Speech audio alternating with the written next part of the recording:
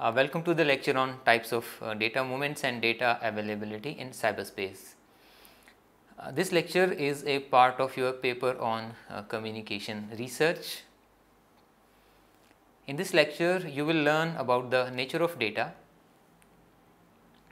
different data movements around the world, and approaches and sources of open data on the web. So, friends, as you all know that 21st century is the information age, and it is marked by big data and open data revolution. Internet itself is a graveyard of information where information that is data is stored with a permalink. Permalink is the permanent link under which the web page is stored. Data movements, free and universal access to all online knowledge, that is software, news, blogs, discussion groups, etc. And social media posts and open public databases, they are all counted in the open databases.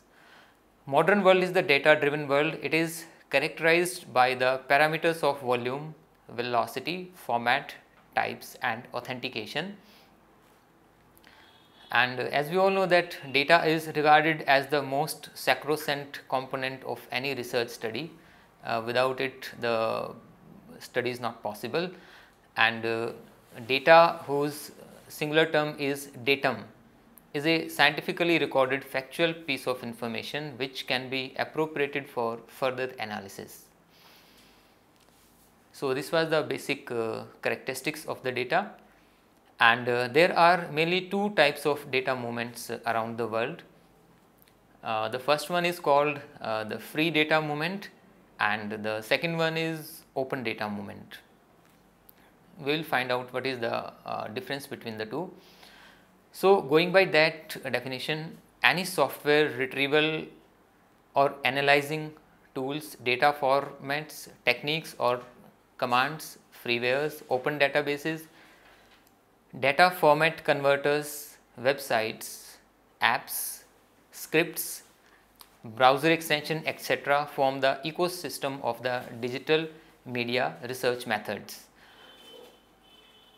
The data online is either structured either in the Excel format, CSV format, text format, or it is unstructured format like mails, scanned documents, images, reports, videos, etc. So, this is mostly unstructured.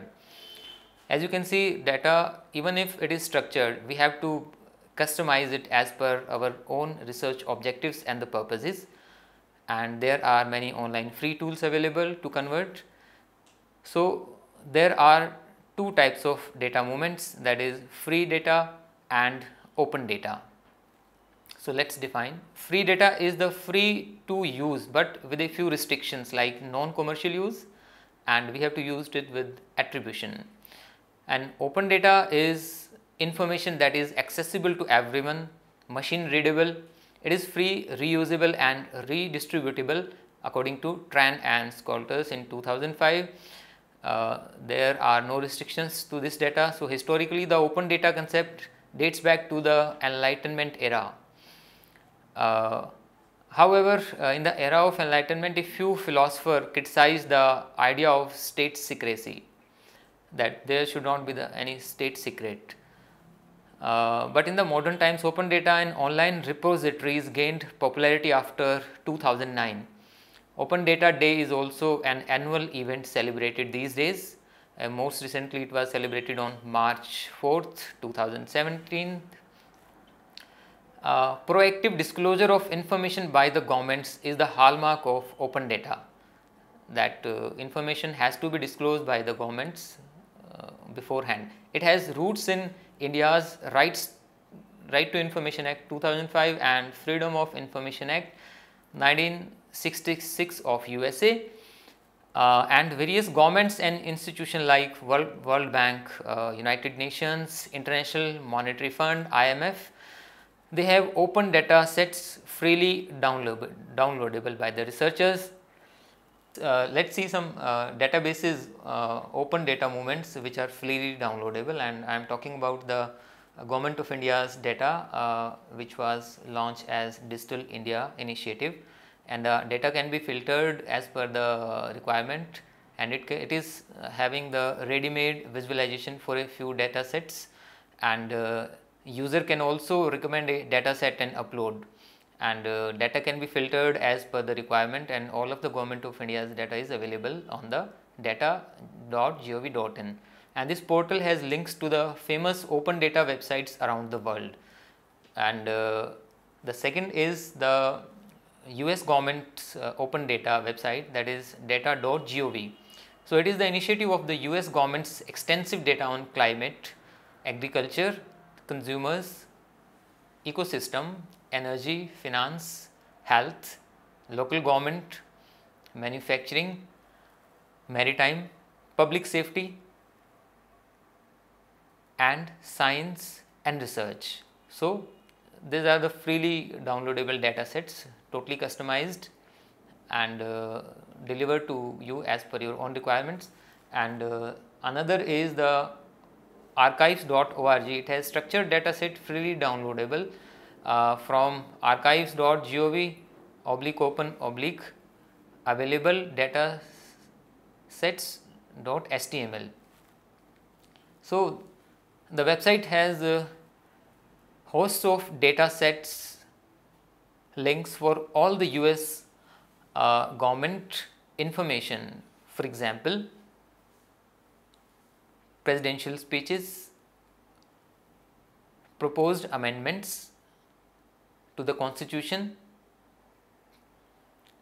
trade agreements with the different countries, government manual, etc. So, this is a very important information as far as polity is concerned.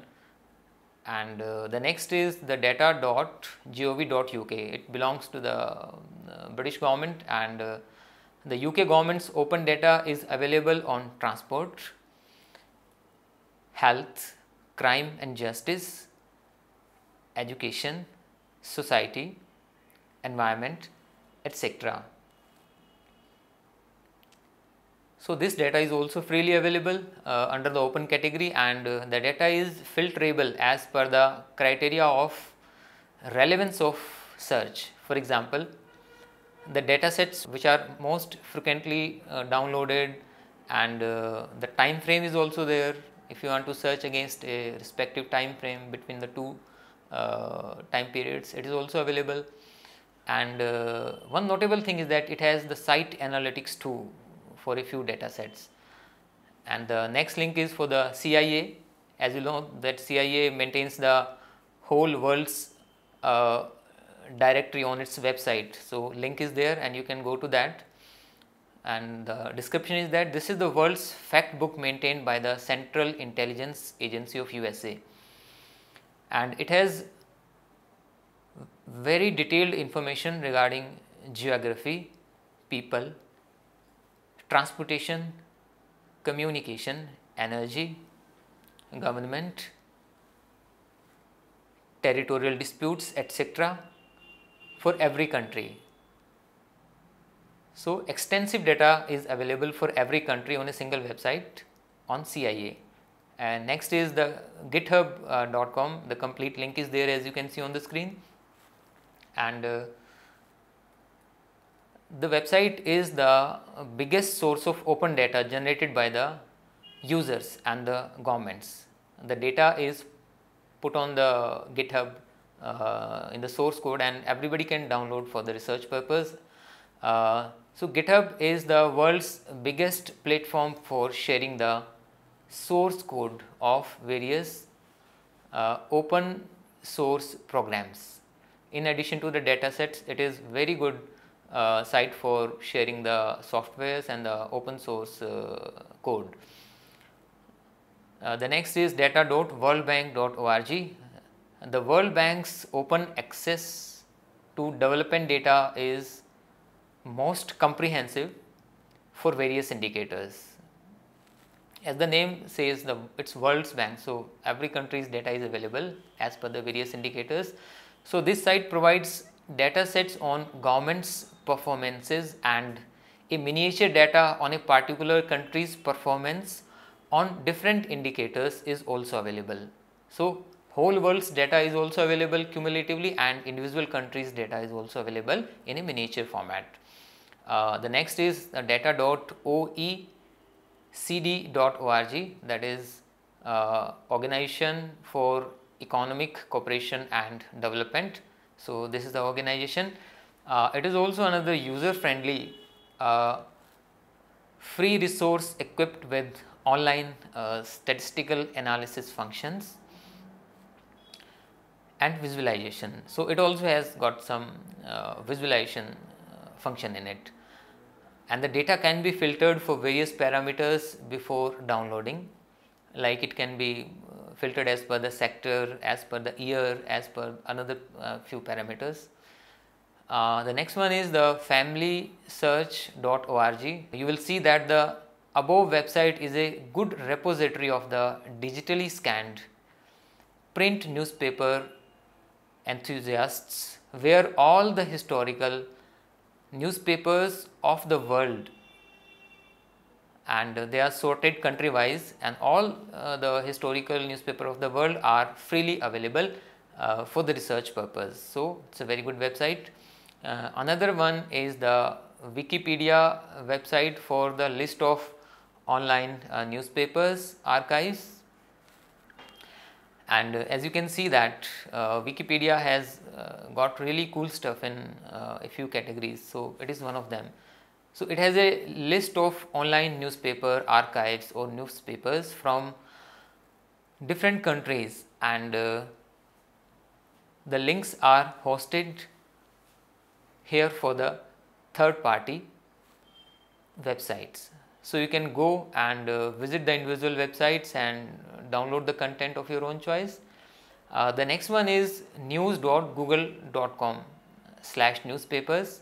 As you know that Google has created a very good archive of the oldest newspapers of the world. So, this is the world's biggest collection of very old newspaper editions from all the newspapers, sometimes dating back to 1830 also. The extremely old content is scanned, and the same is amenable to research. Like you can go through that content and search it also, just like a normal text. So, another is news.google.com. This site has the real time and archived collection of world's news. It covers virtually all news sources like news websites of the TV channels, financial newspapers, and news portals, news websites, etc. So, it has got lot many sources, and also the data is further categorized as per its nature. For example, articles, blogs, multimedia, editorial, all types, etc. The user can view the news having a particular word and also not having any other word. So, like you can choose the news story as per the content inside the news. The researchers can find the news from a selected source, that is from BBC, CNN, etc., and can decide the location of the news. The exact phrase search function allows the exact sequencing of more than one words in the search. For example, if you want to search the news story having the words demonetization story, so the query would be selected and the news articles having these two words will be selected. So, the researchers can prioritize the search terms and topics and adjust the news source also. Another very useful feature is the RSS, that is really simple syndication RSS feed function, where the researcher can generate his own RSS link by just choosing the nature of the query. For example, the crime news or global warming, then it can generate its own RSS, and frequency of the news can also be decided. A separate link would be generated and data collected. All these functions give the researcher a complete command over every single word in the news world. So, you are selecting news as per your own choice, not as per the news website choice. So, all newspapers have their data as archive editions open to the data retrieval, also known as data scraping. A few of them have the option of advanced search on their sites. For example, news websites like New York Times have the facility of archived edition search, and anybody can go and search for the past news as per the time frame and the keywords also. So, New York Times has the digital copy of all newspapers since 1851, and it allows searching as per the keyword. So, it is very good for researchers. The another very good website is the Guardian's website. As you can see that it has a archive version also, and when you click the site, then Guardian newspaper of UK has much elaborate archive than its counterparts. So, it has got many functions which were not available in the other newspapers. So, you can access to that. And another good website is the British newspapers archives.co.uk. When you click this, so you will come across the British archives of the newspaper dating back from 17th, 10th till date, and it is at present having 1.9 million pages and 757 titles. I mean 757 newspapers along with around 2 crores of the pages, which is quite extensive. So, the next is the library upenn.edu. You can click on the link, and this will take you to the Times of India's historical archives, which has been digitized from the year 1838 to the year 2001, and the data is searchable, downloadable and amenable to research. Another very good website is the newssrac.in, as you can see on the screen. It is basically a RSS feed links of all the newspapers of India. So, it is a nice collection of all the Indian newspapers RSS feeds. It is not the newspapers website as a newspaper website per se, but it can be fed into the any RSS reader, and the contents can be read very easily. We come to the blog side now, and there are very good search engines which search the blogs, and you can see the link. Blogs are the center of universe for citizen journalism. Like every citizen is a journalist these days with the advent of technology and having all the cameras and the news capturing devices. So, the latter may be regarded as the fifth estate. As you know that fourth estate is the media, and citizen journalism can be regarded as the fifth estate of journalism. So, there are documented evidences of citizen journalists pulling down the authoritarian governments, like in Arab Spring in Egypt, and the phenomena of blogging is the oldest among all tools of citizen journalism, like Twitter, Facebook and Instagram, etc. They came much after the blog revolution hit the world.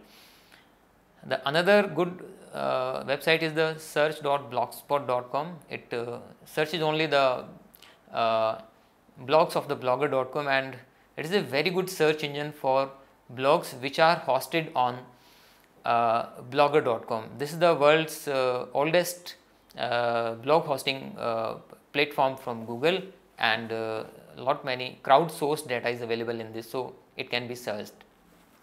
In order to search the WordPress, we have a link here on the screen, as you can see, and this site searches blogs hosted on the wordpress.com.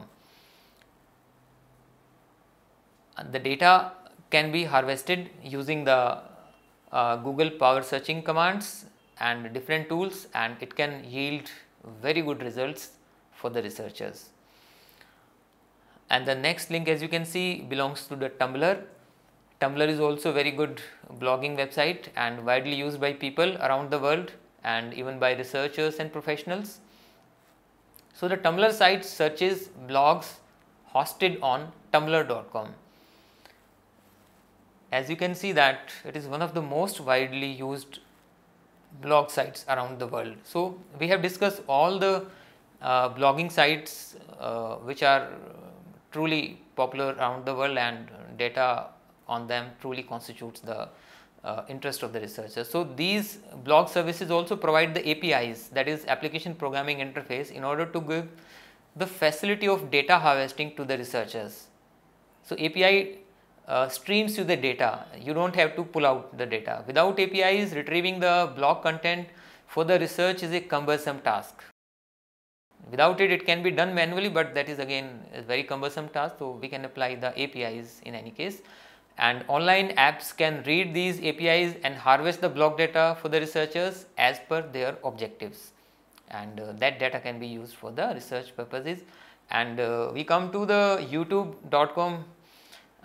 This is the world's biggest video sharing website, and you know that a vast amount of useful visual data is available in the form of videos, and this data can be downloaded, and the videos can be run in any video analysis software for research. So, it is the video sharing website also, and the data inside this is both a qualitative as well as quantitative resource for the researchers.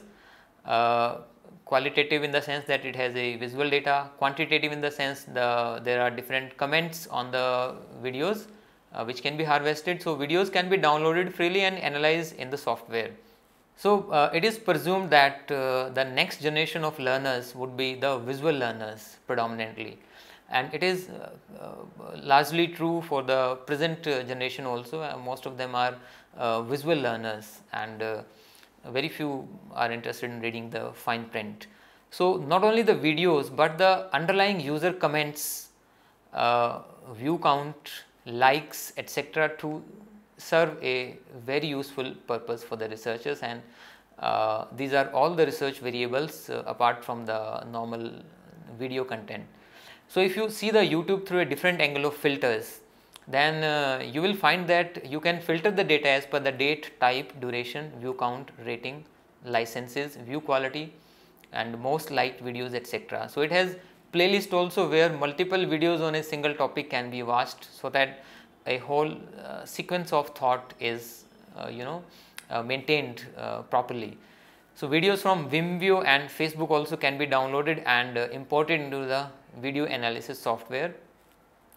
So, this is a new paradigm in the research these days, apart from the normal convention methods of research. So, YouTube video comments can be downloaded with the help of open source softwares which are freely available, and they can be used without any restrictions. They will, you just type the URL of the video and it will harvest. So, this type of data harvesting facility has given rise to the new paradigms of audience research, where the public, that is user, is seen participating and giving feedback on the media content. So, this is the real uses and gratification theory on the part of the audiences, rather than putting the content. The images.google.com is another very good visual communication website. It has very good still images, and with the advent of the image collection algorithms, the visual communication material has undergone a sea change, and this site does not have its own database of images, rather it retrieves the photos from the websites in the real time. So, latest material is available at images.google.com, and the images can be downloaded, harvested, and researched as per the own requirement. So, this site gives the option of applying various filters before choosing your suitable image. For example, you can select images as per the size, as per the color, image type, time of upload, and most importantly the usage rights, which is a very big issue these days. You can't pull the image down and paste, and many lot of things are there. And there, the pixabay.com website, the site offers free images and videos downloads which are copyright free, allowed for commercial use, and without the requirement of attribution. So, most of the researchers, they commit this mistake of taking something from the internet and just applying any attribution or discretion. So, Ziplist.co, also this website hosts the best links to the free resources for photography, audio, icons, graphics, videos, texture and color. So this is more having the biggest ecosystem of all the stuff. And another is flickr.com, as you can see, is another great collection of photos on various topics, but a few uses restrictions may apply here, as the photos may be private. The user comments posted on the photos pose yet another data mining opportunity for the researchers. So that is whole new area of research. Regarding hugely crowdsourced data on social media like Facebook, Twitter, YouTube, LinkedIn, etc., a big opportunity lies on these networks for the brand's public sentiment engagement and reaching out to the next gen audience. So data is applicable in more than one ways than we think. And readers' comment to the online newspapers news present a new challenge and opportunity for a researcher by working on a totally new kind of readers' feedback mechanism. So earlier we did not have any feedback mechanism in the print newspaper, but right now we have, and NDTV in its website gives a link to the most commented website news stories, give a separate link to the commented stories with the readers reaction on the media performance, and it can interest the researcher also. The data needs to be clean with the help of a Google data cleaner and other freewares before being subjected to the analysis. Like open data sometimes does not have full functionality as far as neatliness is concerned. So we can do that. Google Fusion tables create valuable new data set by fusing more than one secondary data sets already available in the public domain. So like we can fuse two publicly available secondary data sets and fuse them, and we can join them in order to make a whole new primary data set, and in no time it can be done while sitting at the desktop. The data can be cleaned, data can be filtered, data can be subjected to many other filters as per own requirements, and the data by default is in Excel or CSV format for the databases. From open databases or free databases, but the new format have come up, that is JSON, and it is applicable for tweets and Facebook mainly. Similarly, PDF, JPG, .csv, DAT, MP4, doc and .ppt are the widely used common data formats which need to be converted into the desired formats before analysis. The data is mostly unstructured, as I told you in the beginning, and it has to be structured and formatted.